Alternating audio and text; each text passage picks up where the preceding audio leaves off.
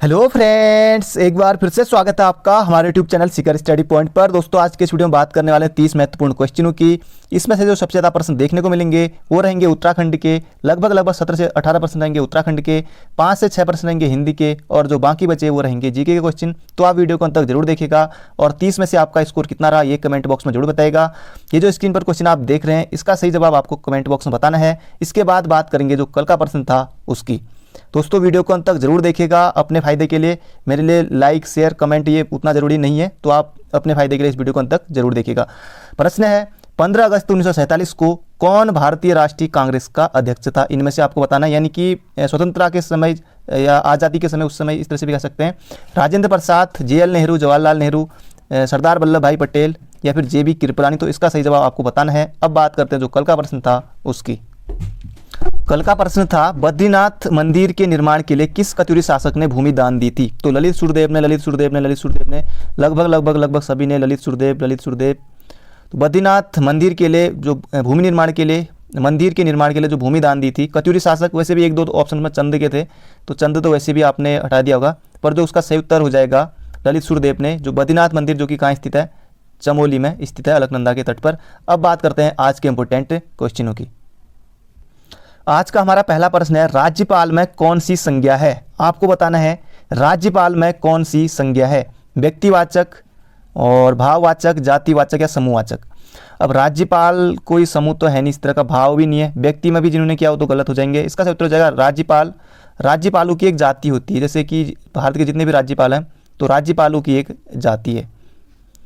राज्यपाल दोस्तों एक जैसे एक प्रशासनिक पद भी नहीं, संवैधानिक पद है, प्रशासनिक कह रहा हूँ, संविधान में जैसे संवैधानिक पद है। जैसे राज्यपाल अगर कोई महिला राज्यपाल है तो ये तो खैर अलग चीज़ है। अगर महिला राज्यपाल है तो वहाँ पर राज्यपालनी नहीं कहेंगे। जैसे राष्ट्रपति है तो राष्ट्रपति, अगर कोई माना महिला राष्ट्रपति है तो वहाँ पर राष्ट्रपत्नी भी नहीं कहेंगे, है ना। इस तरह का जैसे राज्यपाल है, राज्यपालनी नहीं। तो कई होता है कि जैसे डॉक्टर है तो डॉक्टर को डॉक्टर, जैसे महिला डॉक्टर तो उसके लिए भी डॉक्टर ही है, लेकिन हम लोग कह देते कि डॉक्टर नहीं, चलो कह देते हैं, लेकिन इस तरह का ये होता है। तो राज्यपाल ये इसमें हो जाएगी जातिवाचक संज्ञा। तो ऑप्शन नंबर बी हो जाएगा हमारा बिल्कुल सही। ये जो राष्ट्रपति वाला है ये किस तरह का है, ये महिला के लिए किस तरह का, स्त्रीलिंग में भी इस तरह से पूछा गया था ये प्रश्न। अगला क्वेश्चन है, निम्नलिखित में से सकर्मक क्रिया छांटिए। इनमें से आपको 4 ऑप्शन दिए हुए हैं। सकर्मक क्रिया छांटिए, चलना, मुस्कुराना, सोना, रोना, रोना तो है नहीं खैर, वैसे बोल रहा हूँ, लिखना। तो इसमें से आपको सकर्मक क्रिया छांटना है, ये हो जाएगा लिखना। लिखना हो जाएगा सकर्मक क्रिया। बाकी ये सोना, रोना, धोना, ये चलना, मुस्कुराना, हंसना और इस तरह का जो भी दौड़ना, ये सब अकर्मक क्रिया हो जाएंगी, क्योंकि इनमें कर्म की आवश्यकता नहीं होती। सकर्मक में कर्म की आवश्यकता होती है। तो इसका सही उत्तर हो जाएगा सकर्मक क्रिया, ऑप्शन नंबर डी हो जाएगा हमारा बिल्कुल सही। बढ़ते हैं अगले क्वेश्चन की तरफ। अगला क्वेश्चन है, बसो मेरे नैनन में नंदलाल किसकी पंक्ति है? नंददास, कृष्णदास या फिर मीराबाई या फिर सूरदास। तो इनमें से आपको बताना है। तो बसो मेरे नैनन में नंदलाल, इसका सूरदास ने, इसका सही उत्तर है मीराबाई की है। तो ये आपको याद रखना है, मीराबाई भी सिलेबस में है और जितने हैं हर रोज़ मैं अलग अलग आपके लिए लेके आता हूँ, और फिर जैसे क्वेश्चन खत्म हो जाएंगे तो फिर से अलग अलग इनके बारे में एक्स्ट्रा फैक्ट आपको बताते रहूँगा। बसो मेरे नैनन में नंदलाल, जैसे अभी पूछा गया था कि सूरदास की उधो तुम हो अति बड़भागी, इस तरह का पूछा गया था। तो ये जैसे अलग है यहाँ पर, बसो मेरे नैनन में नंदलाल, तो ये मीराबाई का है, ऑप्शन नंबर सी हो जाएगा हमारा बिल्कुल सही। मीराबाई से आपको कुछ जो चीज़ें याद रखनी जो एग्जाम में आ सकता है, जैसे नरसी जी का मायरा है इनका, नरसी का मायरा, और गीत गोविंद टीका भी इनका है, ये एग्जाम में आ सकता है, गीत गोविंद का टीका, और राग सोरठ। बस इतना याद रखें इनसे संबंधित मीराबाई। और इनके गुरु थे रैदास, इनके गुरु का नाम था रैदास। जैसे सूरदास के वल्लभाचार्य थे, तुलसीदास के नरहरिदास थे, और कौन बचिए, कबीर, हाँ कबीर के रामानंद थे। तो इनके गुरु भी एग्जाम में आते हैं। तो बसो मेरे नैनन में नंदलाल, तो ये मीरा बाई, तो ये बिल्कुल याद रखिएगा। बढ़ते हैं अगले क्वेश्चन की तरफ। अगला क्वेश्चन है, उस विकल्प का चयन करें जो दिए गए मुहावरे का सही अर्थ है। तो आपको भी 5 सेकंड के अंदर सोचना है। 8 मतलब मुहावरा क्या है, 8 8 आंसू रोना, ये जो मुहावरा है इसका सही उत्तर आपको बताना है कि इनमें से कौन सा होगा। 8 8 आंसू रोना, पछताना, आश्चर्यचकित होना, गिन चुनकर रोना। अब गिन चुनकर भी कौन होता है भाई, बहुत अधिक विलाप करना, यानी कि चलो पछताना, फिर पछताने में भी थोड़ा मतलब लगता है कि हाँ, इसका 8 8 आंसू रोना कि बहुत अधिक विलाप करना, मतलब कि 8 8 आंसू रोना हो जाएगा इसका सही उत्तर। इसका उत्तर हो जाएगा ऑप्शन नंबर बी हमारा बिल्कुल सही, 8 8 आंसू रोना, बहुत अधिक विलाप करना। बढ़ते हैं अगले क्वेश्चन की तरफ। अगला क्वेश्चन है भूडोल का अर्थ क्या है, ये आपको यहाँ पर बताना है। देवांगना, सुमेरन, भीतर या फिर जलजला। तो भूडोल का अर्थ हो जाएगा जलजला, ऑप्शन नंबर डी हो जाएगा हमारा बिल्कुल सही, भूडोल जल जला। तो एग्जाम में आएगा तो कुछ अजीब सा क्वेश्चन लगा होगा आपको भी ये, क्योंकि कुछ ऐसे क्वेश्चन ऐसे होते हैं जो सीधे सीधे एग्जाम में दिखते हैं, तो ये क्वेश्चन भी किसी न किसी एग्जाम में आया हुआ है। तो भूडोल का अर्थ है ये जल जला, तो ऑप्शन नंबर डी हो जाएगा हमारा बिल्कुल सही। अगला क्वेश्चन है अनिवार्य का विलोम शब्द है, आपको बताना है अनिवार्य का विलोम शब्द है। अपरिहार्य, वैकल्पिक, ऐच्छिक या फिर बी और सी दोनों। तो अनिवार्य का विलोम जैसे अनिवार्य है, जैसे सभी क्वेश्चन करने अनिवार्य हैं, और वैकल्पिक हो जाएगा, ऐच्छिक भी हो जाएगा, तो ऑप्शन नंबर डी करेंगे हम, बी और सी जो दोनों ये सही है, अनिवार्य, वैकल्पिक और ऐच्छिक। तो बढ़ते हैं अगले क्वेश्चन की तरफ। दोस्तों ये 6 क्वेश्चन हमारे हिंदी के पूरे हो गए हैं। अब उत्तराखंड है, उसके बाद जीके, इस तरह के क्वेश्चन आते रहेंगे। खड़क सिंह वल्दिया, इनसे एग्जाम में प्रश्न आता है। खड़क सिंह वल्दिया जिनका निधन सितंबर 2020 में हो गया था, संबंध किस क्षेत्र से है? पहले भी आया हुआ प्रश्न है। कृषि वैज्ञानिक हैं, पर्यावरणविद हैं, अंतरिक्ष वैज्ञानिक हैं, नीलांबर पंत है, वो तो है नहीं, ये तो है नहीं। इनका से उत्तर हो जाएगा भूवैज्ञानिक। खड़क सिंह वल्दिया का संबंध है भूवैज्ञानिक से, तो ऑप्शन नंबर जो बी है ये हो जाएगा हमारा बिल्कुल सही। और वल्दिया हैं तो ये पिथौरागढ़ से संबंधित हैं, भूवैज्ञानिक हैं, पिथौरागढ़ से संबंधित हैं, और इन्होंने मध्य हिमालय की भूसंरचना पर शोध भी किया था। तो भूवैज्ञानिक ये याद रखेगा, खड़क सिंह वल्दिया, और सितंबर 2020 में इनका निधन भी हो गया था। बढ़ते हैं अगले क्वेश्चन की तरफ। अगला क्वेश्चन है जनगणना 2011 के अनुसार सबसे कम लिंगानुपात वाले 4 जिले आपको बताने। ये क्रम से जरूर आएगा, चाहे आप एसआई का एग्जाम दें, पटवारी दें, और बीडीओ बीपीडीओ कनिष्ठ सहायक में भी आ सकता है, और उत्तराखंड पुलिस में भी आ सकता है। अगर उसमें पुलिस में इस तरह से नहीं आएगा कि उसमें आएगा कि सबसे कम लिंगानुपात वाला जिला कौन सा है 1 नंबर के लिए, इस तरह से, तो हरिद्वार है। तो इस तरह से जरूर बनेगा, लेकिन ये आपको बिल्कुल याद रखना, अच्छा क्वेश्चन है। यूकेपीएससी तक में इस तरह के क्वेश्चन पूछे जाते हैं, जो यूकेपीएससी एग्जाम कराता है। जनगणना 2011 के अनुसार 4 जिले। अब आपने अगर याद किया है तो तभी आप कर पाएंगे, बाकी अनुमान से भी आप इसमें थोड़ा बहुत कर सकते हैं। सबसे कम हरिद्वार है, लिंगानुपात सबसे कम हरिद्वार है, तो हरिद्वार तो सभी में है, यहाँ तक तो बात ये रही। तो नैनीताल आपको जाना है, नैनीताल होगा लास्ट में होगा, क्योंकि नैनीताल का ज़्यादा है, तो 2 ऑप्शन तो ये हमारे कट गए। अब हरिद्वार के बाद होगा देहरादून, फिर उधम सिंह नगर, फिर नैनीताल, तो ऑप्शन नंबर बी हो जाएगा हमारा बिल्कुल सही।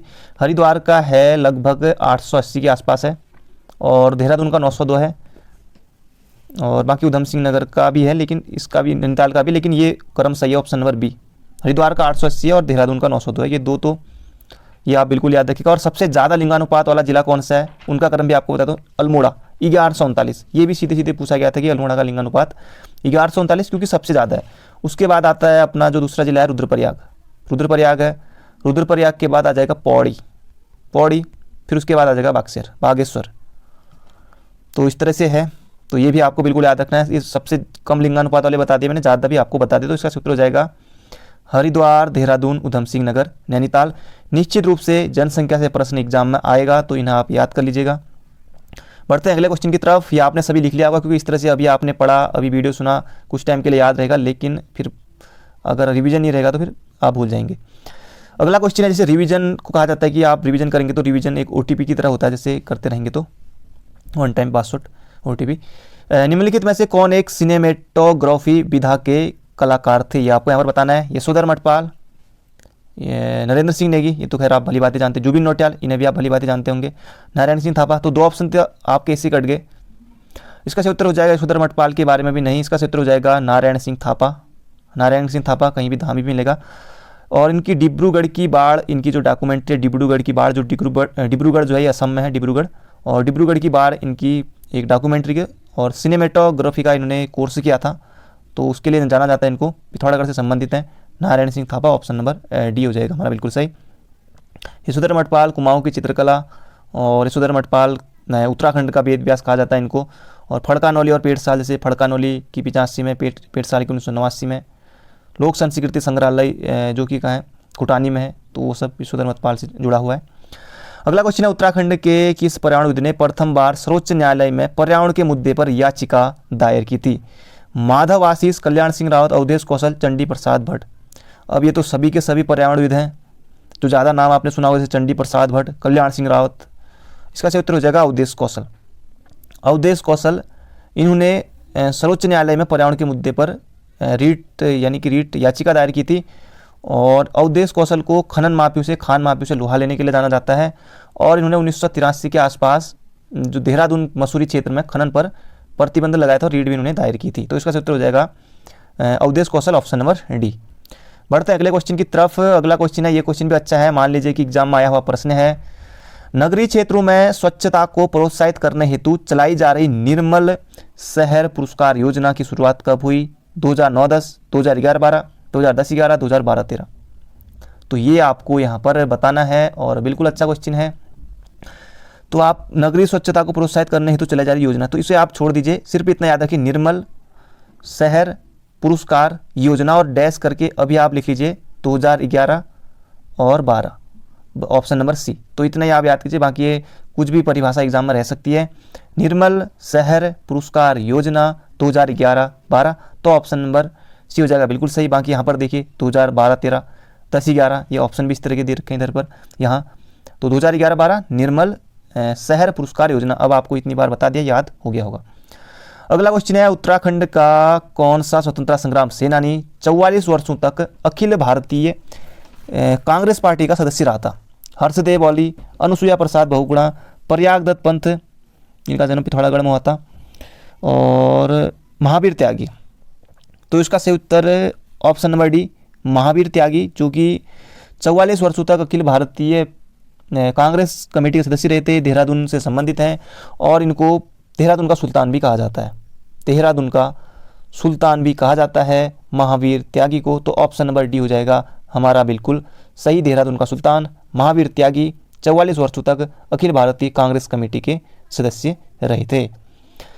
अगला क्वेश्चन है, निम्नलिखित में से कौन सा एक छावनी स्थल टिफ इन टॉप, टिफ इन टॉप कहाँ है, इतना याद रखिए। चलो छावनी में, तो छावनी भी याद रखिए। चक्राता छावनी 1866, 1869 में पूर्ण हुई थी। रानीखेत छावनी 1871, लैंसडाउन छावनी 1887, कोडिया छावनी ये पता नहीं कहाँ है। इसका सही उत्तर हो जाएगा टिफ इन टॉप, ये लैंसडाउन में, टिफ इन टॉप लैंसडाउन में है। लैंसडाउन तो ये आप याद रखिए, पौड़ी जिले में लैंसडाउन में है, और लैंसडाउन टिफ इन टॉप है। और एक और ऐसे मिलता जुलता वो टिफ इन टॉप है, खाली टिफ इन टॉप, टिफ इन टॉप, टिफ इन टॉप ये है नैनीताल में, ये है नैनीताल में NTL। टिफ इन टॉप लैंसडाउन छावनी, खाली टिफ इन टॉप ये नैनीताल। तो इतना अंतर है इनमें, टिफ इन टॉप, उसे पढ़ने में ऐसे लग रहा होगा कि टिफ इन टॉप पढ़ के देखिए और टिफ इन टॉप, मतलब थोड़ा सा अंतर है, लेकिन ये नैनीताल में और ये टिफ इन टॉप, तो ये है हमारा कहाँ लैंसडाउन छावनी, जो कि है पौड़ी में। बढ़ते हैं अगले क्वेश्चन की तरफ। अगला क्वेश्चन है, प्राविधिक शिक्षा निदेशालय के अधीन उत्तराखंड प्राविधिक शिक्षा एवं परीक्षा परिषद की स्थापना कहाँ की गई है? कुमाऊं, अब कुमाऊं में पता नहीं कहाँ, श्रीनगर यानी कि अल्मोड़ा कहीं होगा, और रुड़की, नैनीताल। प्राविधिक शिक्षा निदेशालय के अधीन, इसे छोड़ दीजिए, यहाँ से याद रखिए उत्तराखंड प्राविधिक एवं शिक्षा परिषद, इतना आपको याद रखना है, यही चीज़ है। बाकी ये परिभाषा ये आप याद करने में लगे, प्राविधिक शिक्षा के अधीन, इस तरह से तो खाली लंबा चौड़ा हो जाता है, इतना पॉइंट याद रखें, बाकी आप समझ जाएंगे कि प्रश्न हमसे क्या पूछा है। उत्तराखंड प्राविधिक एवं शिक्षा परिषद की स्थापना कहाँ की गई थी? तो ये रुड़की में है, Roorkee, Roorkee, Roorkee, option number B हो जाएगा हमारा बिल्कुल सही, रुड़की में है। रुड़की में से बहुत कुछ, जैसे भारतीय जो स्तर के हैं संस्थान से बहुत कुछ है रुड़की में, जैसे central building research institute Roorkee में है, स्ट्रक्चरल इंजीनियरिंग रिसर्च सेंटर वो भी रुड़की में है, इंडस्ट्रियल टेक्नोलॉजी का रिसर्च सेंटर वो भी रुड़की में है, पिरान करियर रुड़की में है। बाकी उत्तराखंड प्राविधिक शिक्षा निदेशालय रुड़की में है, BG सेंटर रुड़की में है, बाकी बहुत सारी चीज़ें ऐसी हैं जो रुड़की में स्थित हैं। तो इसका सही उत्तर हो जाएगा ऑप्शन नंबर बी, रुड़की में। इंजीनियरिंग कॉलेज 1847 में बन गया था, इतने पहले, तो सब ज़्यादातर रुड़की में है, तो ऑप्शन नंबर बी हो जाएगा हमारा बिल्कुल सही। बढ़ते हैं अगले क्वेश्चन की तरफ। अगला क्वेश्चन है, निम्न में से कौन सा युग्म सुमेलित नहीं है? थारू जनजाति उधम सिंह नगर, बिल्कुल सही है, थारू जनजाति उधम सिंह नगर में रहती है। और उत्तराखंड की जो सबसे ज़्यादा आबादी या जनसंख्या वाली जो जनजाति कहेंगे हम, वो थारू ही है। जौनसारी जनजाति देहरादून बिल्कुल है, दूसरे नंबर पर आएगी जौनसारी आबादी के मामले में। भोटिया जनजाति उत्तरकाशी, अब आप कहेंगे पिथौरागढ़, बिल्कुल सही है उत्तरकाशी भी, क्योंकि भोटिया की उपजाति जाड़ रहती है उत्तरकाशी में, जो कि अपने आप को क्या कहते हैं, जनक का वंशज कहते हैं। जाड़ों की बोलचाल की भाषा रोम्बा है जैसे, और मालछा, तोरछा, ये सब यहाँ भी रहते हैं, कहाँ, चमोली में, ये भी भोटिया की उपजाति है। राजी जनजाति रुद्र प्रयाग, तो यहाँ पर करेंगे हम पिथौरागढ़, पिथौरागढ़, पिथौरागढ़, पिथौरागढ़, यहाँ पर होगा राजी जनजाति पिथौरागढ़। अब ये सही हो गया, राजी जनजाति पिथौरागढ़। भोटिया जनजाति उत्तरकाशी पिथौरागढ़, जो भी खैर इस ऑप्शन के हिसाब से करेंगे। जौनसारी जनजाति देहरादून, थारू जनजाति उधम सिंह नगर। तो बढ़ते हैं अगले क्वेश्चन की तरफ। अगला क्वेश्चन है निम्न में से कौन सा कथन सत्य कथन का चयन आपको करना है। नंदा देवी राज्यात यात्रा का आयोजन 12 वर्षों के अंतराल पर चमोली से होमकुंड तक किया जाता है। नौटी गांव कांसवा से होमकुंड तक 280 किलोमीटर की यात्रा, विश्व की अनोखी पैदल यात्रा। ये हमारी नंदा देवी राज्य यात्रा 12 वर्षों में आयोजन होता है। कई बार एक नंबर के लिए इस क्वेश्चन से आपको कुछ चीज़ सीखने को जरूर मिलेगी। जैसे 12 वर्षों के अंतराल पर नंदा देवी राज्य यात्रा का आयोजन कितने वर्षों पर होता है, तो 12 वर्षों पर एक नंबर। कहाँ से कहाँ तक, जैसे चमोली से होमकुंड, होमकुंड चमोली में आखिरी पड़ा हुआ, खैर होमकुंड तो कांसवा नौटी गाँव से शुरू होती है इसकी ये जो यात्रा होती है। बाकी इस चमोली से जनपद से अगर आपने इस यात्रा के बारे में अगर जो पिछली बार हुई थी अगर आपने तो किस तरह की यात्रा होती है तो एक बार कमेंट करके जरूर बताइएगा अगर आप चमोली से हैं तो। यह रथ यात्रा गढ़वाल और कुमाऊं की सांस्कृतिक एकता के रूप में जरूर जाती है, क्योंकि कुमाऊं और गढ़वाल के लोग भी इसमें दोनों सम्मिलित होते हैं नंदकेशी नामक स्थान पर। और इस यात्रा को हिमालय का महाकुंभ कहा जाता है। हाँ, ये भी बिल्कुल सही है, हिमालय का महाकुंभ ही कहा जाता है। तो उपरोक्त तो सभी लगभग इसमें सही हो गए। फिर ऑप्शन नंबर डी हो जाएगा हमारा बिल्कुल सही, क्योंकि ये सभी सही है। अगला क्वेश्चन है भगवान शिव की पूजा नीलकंठ के रूप में की जाती है, कहाँ की जाती है आपको बताना। तुंगनाथ, कल्पेश्वर, मदमहेश्वर या फिर रुद्रनाथ। तो ये की जाती है नीलकंठ के रूप में पूजा रुद्रनाथ में। ऑप्शन नंबर डी हो जाएगा हमारा बिल्कुल सही। रुद्रनाथ में किसकी पूजा होती है, मुख की, रुद्र मुख। और रुद्रनाथ है कहाँ, रुद्रप्रयाग नहीं है, चमोली में है, चमोली में है। और ये रुद्रनाथ है, रुद्रनाथ को पितृ तीर्थ के रूप में भी जाना जाता है, पितृ तीर्थ के रूप में। ये भी एक अच्छा क्वेश्चन है कि किस केदार को या फिर पंच केदारों में से किसे पितृ तीर्थ के रूप में भी जाना जाता है, तब रुद्रनाथ। और रुद्रनाथ की जो जैसे शीतकालीन पूजा होती है वो चमोली में गोपेश्वर मंदिर में होती है। अब गोपेश्वर मंदिर से तो आप समझ ही गए होंगे कि कहाँ है, चमोली में है गोपेश्वर मंदिर। मदमहेश्वर घाटी, जैसे घाटी भी है, मदमहेश्वर मंदिर भी है, ये चमोली में। मदमहेश्वर में नाभि की पूजा होती है, हाँ नाभि की पूजा होती है यहाँ। रुद्र में मुख की होती है।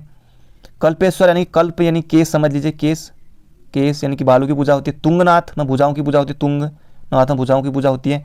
बाकी 3 जो हैं ये पंच केदार ये रुद्रप्रयाग में है और 2 हैं चमोली जनपद में।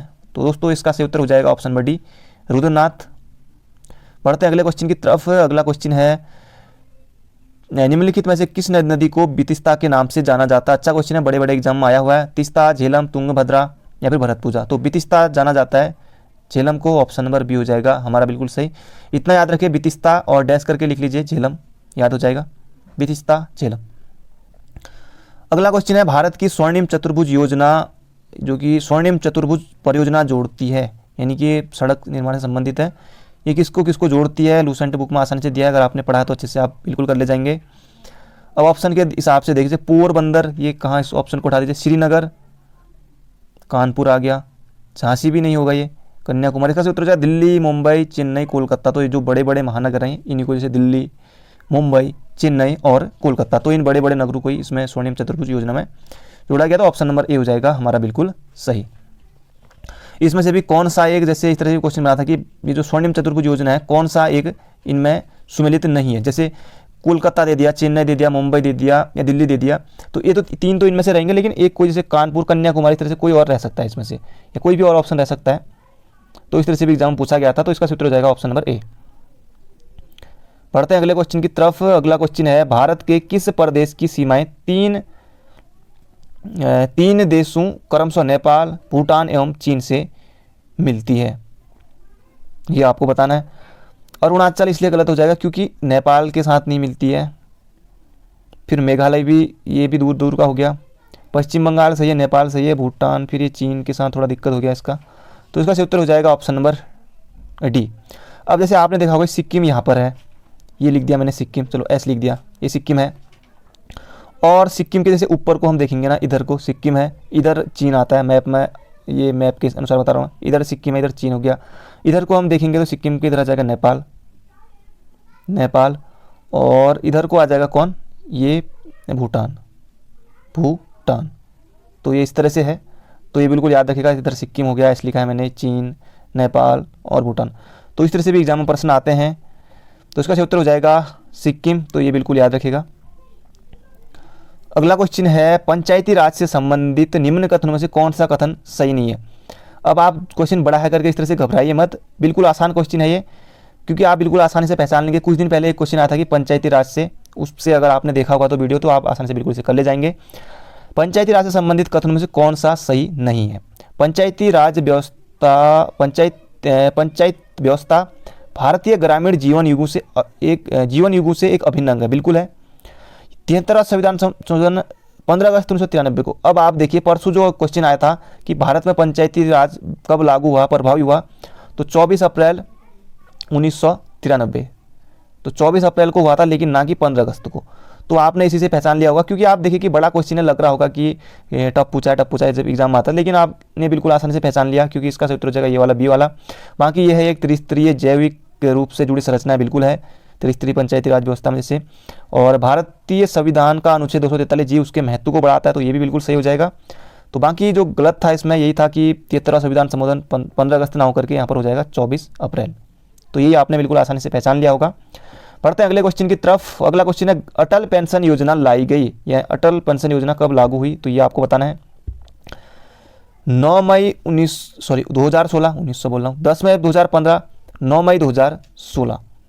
तो इसका सही उत्तर हो जाएगा अटल पेंशन योजना ये 2015 में आई थी, अटल पेंशन योजना 2015। तो ये बिल्कुल याद रखें, 9 मई 2016 को कोई ना कोई योजना तो आई थी, शायद उज्ज्वला आई थी, आप लेकिन पक्का नहीं पता, लेकिन शायद उज्ज्वला या कोई ना कोई योजना आई थी। अगर आपको पता हो तो कमेंट बॉक्स में जरूर बताएगा। लेकिन अटल पेंशन योजना 9 मई 2015 ये जरूरी, ये सही है, बिल्कुल ऑप्शन नंबर ए। अगला क्वेश्चन है, अब ये क्वेश्चन है हमारा, गढ़वाल वन विभाग की स्थापना कब हुई थी। गढ़वाल वन विभाग की स्थापना कब हुई थी, ये आपको यहाँ पर बताना है। 1869, 1868, 1870, 1864। इसका क्षेत्र हो जाएगा गढ़वाल वन विभाग की स्थापना 1868 और कुमाऊं वन विभाग की स्थापना 1868। ये अलग अलग है, अलग अलग एग्जाम में अलग अलग आएगा। एक एग्जाम में सिर्फ इतना आएगा कि गढ़वाल वन विभाग की स्थापना कब हुई थी 1869 में, और कुमाऊं में वन विभाग की स्थापना कब हुई थी 1868 में। टिहरी रियासत में वन विभाग की स्थापना कब हुई थी, टिहरी रियासत में, क्योंकि सभी अलग अलग है ना, तो टिहरी रियासत में कब हुई थी, तो 1885 में। ये भी एग्जाम में सीधे सीधे बनाया, टिहरी रियासत में वन विभाग की स्थापना कब हुई थी, तो 1885 में। तो बढ़ते हैं अगले क्वेश्चन की तरफ। अगला क्वेश्चन है 1870 में अल्मोड़ा में पहली बार सामाजिक, राजनीतिक, सांस्कृतिक और आर्थिक समस्याओं के समाधान हेतु बनी संस्था है। Boat club, Kumaon club, debating club, हुक्का क्लब तो है नहीं, इनमें से कोई नहीं। इसका क्षेत्र 1870 में अल्मोड़ा में, और डिबेटिंग क्लब आपने 1870 से बिल्कुल पहचान लिया होगा, बाकी प्रश्न कुछ भी रहे। 1870 डिबेटिंग क्लब अल्मोड़ा में भीमसेन जोशी के संरक्षण में हुई थी, और डिबेटिंग क्लब के प्रयासों से ही अगले साल यानी कि 1871 में अल्मोड़ा अखबार निकला था। पढ़ते हैं अगले क्वेश्चन की तरफ। अगला क्वेश्चन है सूची 1 को सूची 2 से मिलान कीजिए। एक तरफ गुफाएं दी हुई हैं, एक तरफ दिए हुए हैं उनके स्थान। शंकर गुफा देवप्रयाग, ये सीधे सीधे कनिष्ठ सहायक 2018 में पूछ लिया गया कि शंकर गुफा कहाँ है, तो देवप्रयाग में। शंकर गुफा देवप्रयाग में। वशिष्ठ गुफा, ये भी आया हुआ एग्जाम में, वशिष्ठ गुफा कहाँ है, ये टिहरी में, ये भी आया हुआ एग्जाम में। व्यास गुफा ये है कहाँ, बद्रीनाथ में। और भरत गुफा ये गिरसा चमोली, तो अपने आप ही हो गया। बाकी किसी न किसी एग्जाम में आपको जरूर मिल जाएगा। जैसे शंकर गुफा, जैसे व्यास गुफा बद्रीनाथ में बताया, तो 1 या 2 देखते हैं। कितने ऑप्शनों में 1 या 2, तो एक ही ऑप्शन में, ऑप्शन नंबर सी में। ये खुद देखिए यहाँ पर 1 या 2, तो एक से इसमें क्या होता है कि कोई ना कोई आपको जरूर पता होगा, या 2 तो तभी पता होंगे, तब भी आप इसका इस तरह के क्वेश्चन जो भी रहेंगे, क्योंकि यही नहीं बहुत सारे क्वेश्चन आते हैं इस तरह के, आप उन्हें कर ले जाएंगे। तो व्यास गुफा बद्रीनाथ, और वशिष्ठ गुफा, वशिष्ठ कुंड, ये सब टिहरी। भरत गुफा गिरसा चमोली में है। शंकर गुफा देवप्रयाग टिहरी में। तो शंकर गुफा 1 नंबर के लिए तो सीधे सीधे ही पूछ लिया गया था कि शंकर गुफा कहाँ स्थित है, देवप्रयाग। अगला क्वेश्चन है उत्तराखंड राज्य की निम्नलिखित खाद्य फसलों में से सर्वाधिक क्षेत्रफल बोई जाने वाली फसल है। मक्का, गेहूं और बाजरा या फिर चावल। बाकी मक्का और बाजरा तो आपने हटाई दिए होंगे, पर चावल या गेहूं में टक्कर होगी। पर आपको भली बात ही बताया कि ज़्यादा गेहूं ऑप्शन नंबर है, फिर उसके बाद चावल। तो उत्तराखंड राज्य की जो खाद्य फसलों में से सर्वाधिक क्षेत्रफल पर जो बोई जाती है गेहूं का है, तो गेहूं ऑप्शन नंबर ए हो जाएगा हमारा, बिल्कुल सही। जैसे देहरादून का पहला स्थान है। अगला क्वेश्चन है उत्तराखंड में औली, यहाँ पर भी भरना रहेगा, किसके लिए प्रसिद्ध है। क्रिकेट के लिए, तैराकी के लिए, बैडमिंटन के लिए, स्कीइंग के लिए। तो औली आपने भली बात ही जाना होगा, औली स्कीइंग के लिए प्रसिद्ध है। औली चमोली, ये औली परियोजना जो 1983 में इसकी शुरुआत हुई थी, औली परियोजना। और इसका जो निर्माण कार्य जैसे पूरा हो गया था, रज्जू मार्ग का ये सब, ये हुआ था अक्टूबर 1993 में। अक्टूबर 1993 में इसका पूरा हो गया था। और औली मार्ग जैसे विश्व का कहते हैं कि सबसे ऊंचाई पर ये सबसे लंबा रोपवे है इस तरह का। और 2004 में औली में ही सैफ खेलों का आयोजन भी हुआ था। 2004 में औली में सैफ खेलों का आयोजन भी हुआ था। तो दोस्तों ये 27 क्वेश्चन हो गए हैं। अब बात करते हैं जो आखिरी 3 क्वेश्चन हैं। ये इसलिए क्योंकि ये क्वेश्चन जो लोग उत्तराखंड पुलिस एग्जाम की तैयारी कर रहे हैं, तो ये जो पिछली बार 2015 में उत्तराखंड पुलिस कांस्टेबल का एग्जाम हुआ था उसमें ये प्रश्न आए हुए थे, तो उन्हें मैंने इसमें लिया है क्योंकि ये 3 क्वेश्चन उत्तराखंड पुलिस का जो एग्जाम हुआ था कांस्टेबल का उसमें ये आए हुए थे। निम्नलिखित में से कौन पंचप्रयाग में सम्मिलित नहीं है? बाकी आपने जो लोग डेली वीडियो देखते होंगे, जो रैंकर्स का एग्जाम हुआ था जो मैं आपको डेली वीडियो देता हूँ, उनमें से भी बहुत सारे क्वेश्चन आए थे। अगर आपको भरोसा नहीं हो तो जो नए हैं वो आपको मिल जाएगा। उत्तराखंड पुलिस रैंकर्स का जो एग्जाम हुआ था जिसमें उत्तराखंड पूछी गई थी, तो आप जरूर देख सकते हैं। तो पंचप्रयागों में सम्मिलित नहीं है विष्णु प्रयाग, देव प्रयाग, नंद प्रयाग, रुद्र प्रयाग, कर्ण प्रयाग। तो ये 5 प्रयाग तो हो गए पंचप्रयागों में। तो हरिद्वार नहीं होगा, ऑप्शन नंबर डी हरिद्वार नहीं है। बाकी नदियों के बारे में आगे से बात करने से विष्णु प्रयाग में अलकनंदा विष्णु गंगा, देव प्रयाग में भागीरथी अलकनंदा, नंद प्रयाग में अलकनंदा और नंदाकिनी, कर्ण प्रयाग में अलकनंदा और पिंडर, इस तरह से अलकनंदा और मंदाकिनी रुद्र प्रयाग में। अगला क्वेश्चन है निम्नलिखित में से कौन सा स्थान उत्तराखंड में स्थित नहीं है? ये भी उसमें आया हुआ था। माणा, ग्वालदम और चक्राता। चक्राता देहरादून में है, माणा चमोली में है, ग्वालदम तो यहीं पर है चमोली बागेश्वर सीमा पर। ये नजीबाबाद, नजीबाबाद आपको भली बात ही पता है, 1 नंबर आप इसमें भी आसानी से ले आए। तो जो लोग उत्तराखंड पुलिस कांस्टेबल की तैयारी कर रहे हैं, चाहे क्योंकि 2000 पोस्ट हैं और जैसे फॉरेस्ट गार्ड में कितने पोस्ट थे 1218, तो उत्तराखंड पुलिस में भी दबा के फॉर्म भरे जाएंगे। पोस्ट कितनी है 2000। ऐसा मौका फिर ना आएगा, जो भी लड़के लड़कियां सभी के लिए है। और मान के चले कि 50-60 से 50-55 से ऊपर भी आपका इसमें हो जाएगा। बाकी सभी लोग कोशिश करना कि 60 से ऊपर नंबर लाने की कोशिश जरूर करना। अगला क्वेश्चन है गढ़वाल के इतिहास में झांसी की रानी की संज्ञा किसे दी गई है? तीलू रौतेली, तन्नू जोशी या फिर महारानी गुलेरिया? तो गुलेरिया तो बिल्कुल नहीं। इसका उत्तर हो जाएगा तीलू रौतेली, गढ़वाल की झांसी की रानी। गढ़वाल की झांसी की रानी ये तीलू रौतेली। तो ये आपको बिल्कुल याद रखना। तो ये दोस्तों ये थे आज के क्वेश्चन, और 30 में से आपका स्कोर कितना रहा कमेंट बॉक्स में जरूर बताइएगा। अगर आप हमारे चैनल पर नए हैं तो चैनल को जरूर सब्सक्राइब कर लीजिएगा। बाकी मिलेंगे बहुत जल्दी एक नई वीडियो में। तो thank you friend, thank you so much.